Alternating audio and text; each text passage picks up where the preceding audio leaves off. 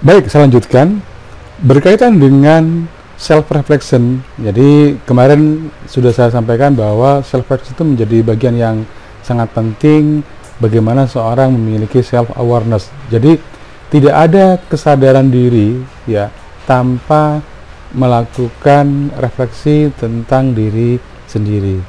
Maka Sonia Teckley menyampaikan bahwa self-reflection is a humbling process. Ya, it's essential to find out why you think, say, and do certain things, then better yourself.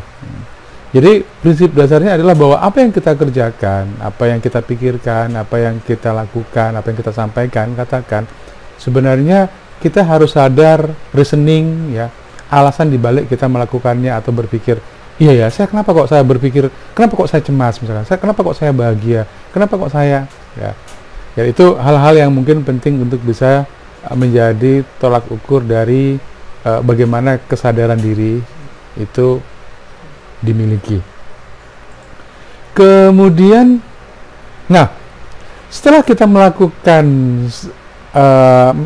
self reflection tersebut ya, dan kita memiliki kesadaran diri, maka dengan begitu kemudian kita juga mengenali potensi diri kita. Ya, contohnya nih mahasiswa kuliah. Ini kita kuliah satu bidang itu apakah karena memang kita senang atau karena memang kita terpaksa? Ya. Atau memang karena ada hal yang lain yang memang kita inginkan, ya. Atau ketika kemudian Anda punya banyak potensi, ya, Anda punya banyak. Jadi potensi itu apa sendiri sih? Potensi itu adalah kemampuan yang dimiliki oleh seseorang untuk dikembangkan sebagai prestasi.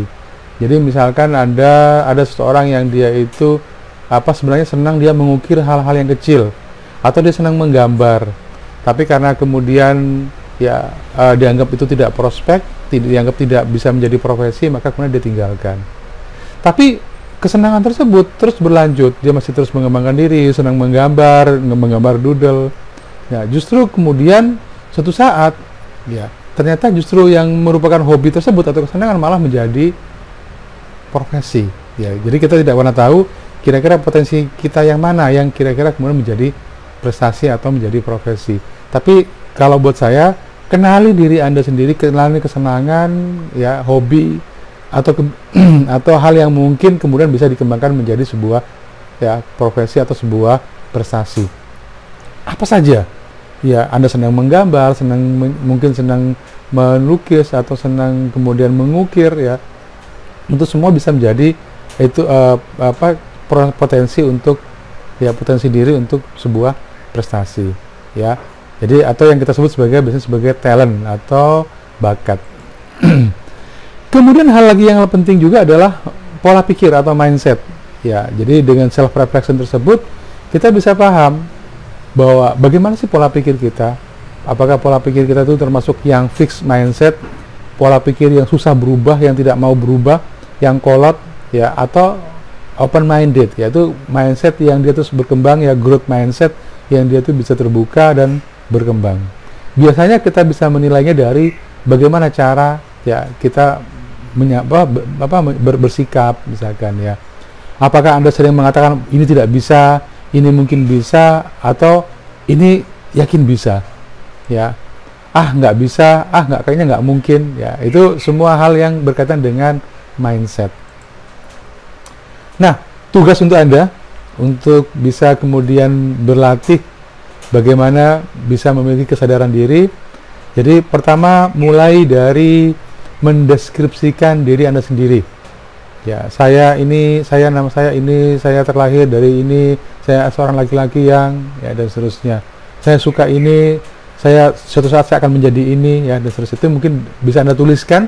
Semua yang ada di sini, di tugas ini Anda tuliskan, ya, di sebuah, atau boleh Anda ketik, boleh, ya. Tapi intinya bahwa Anda mendeskripsikan diri dalam bentuk tulisan.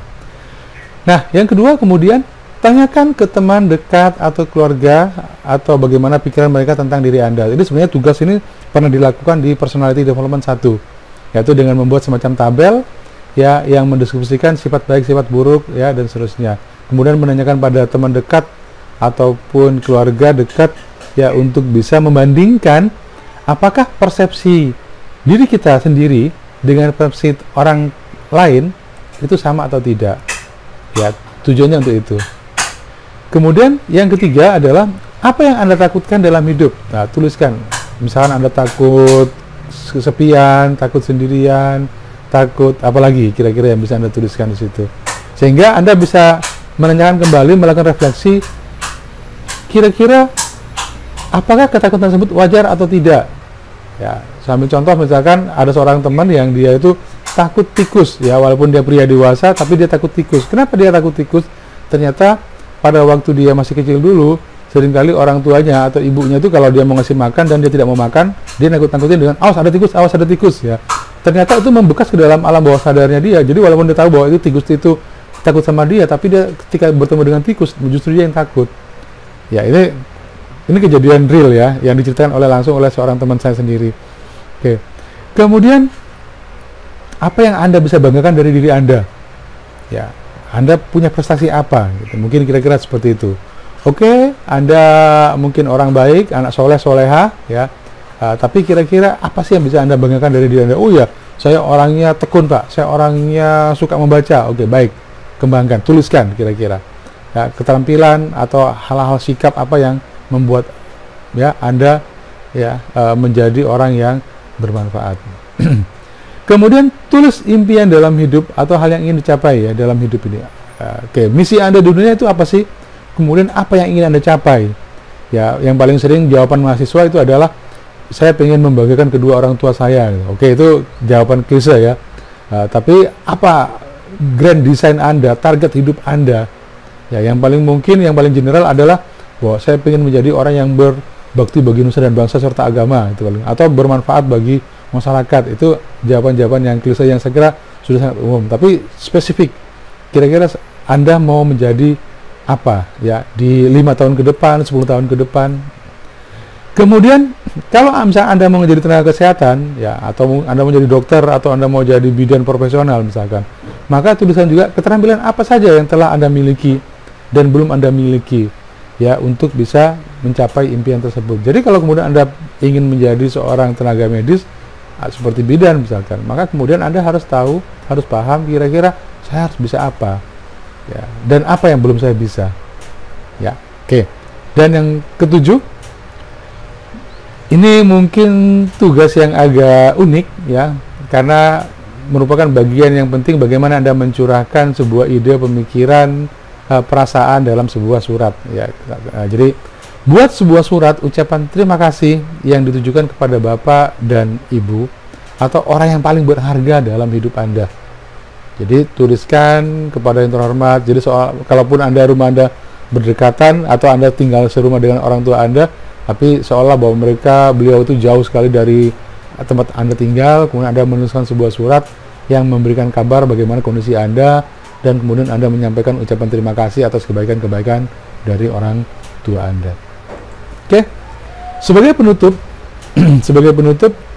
jadi saya kutipkan kalimat ya bijak dari Aristotle, yaitu knowing yourself is the beginning of all wisdom. Jadi untuk bisa menjadi manusia yang bijak, maka Anda harus terlebih dahulu mengetahui diri Anda sendiri. Ya, bagaimana diri Anda sendiri? Ya, kemudian bagaimana? Jadi prinsip mengetahui ini sebenarnya sama seperti yang tadi yang pada video sebelumnya sempat saya sampaikan, bahwa setiap manusia itu punya hubungan horizontal ya dengan sama manusia, dan hubungan vertikal dengan Tuhan dan alam. Baik, jadi hubungan manusia bahwa dia sadar sebagai makhluk Tuhan ya yang diciptakan untuk bisa beribadah atau menjadi khalifah di muka bumi misalkan, itu kalau itu hubungan vertikal yang membawa kebaikan bagi semua makhluk yang ada di bumi. Kemudian juga taat, beribadah dan seterusnya, itu adalah bagian dari hubungan vertikal kita dengan Tuhan. Sedangkan hubungan kita dengan sama manusia atau hubungan horizontal tersebut adalah bahwa kita harus bisa menghargai ya eksistensi kita sendiri, harus bisa menghargai sesama manusia sebagai makhluk sosial, sebagai makhluk yang saling membutuhkan ya. Kemudian bahwa perbuatan baik itu ya kita harus bisa membawa kebaikan bagi ya orang-orang di sekitar kita, atau mungkin kalau dalam terminologi agama adalah menjadi rahmat bagi ya sekalian alam, semesta alam. Berarti hubungan kita juga dengan lingkungan, bahwa kalau jadi kita sadar bahwa kita tuh harus membawa kebaikan juga bagi lingkungan kita. Contohnya apa misalkan, maka kita tidak merusak pohon, tidak merusak tanaman, tidak merusak alam, tidak merusak sungai, ya karena kita sadar bahwa kita memiliki tugas utama juga untuk bisa menyelamatkan, ya membawa keselamatan bagi semuanya. Tidak hanya keselamatan bagi diri kita sendiri, tapi juga keselamatan bagi orang lain dan lingkungan kita. Ya, oke. Jadi ini yang bisa saya sampaikan untuk self awareness. Ya, selamat memahami diri jauh lebih baik lagi sehingga Anda menjadi orang yang jauh lebih hebat lagi. Selamat pagi.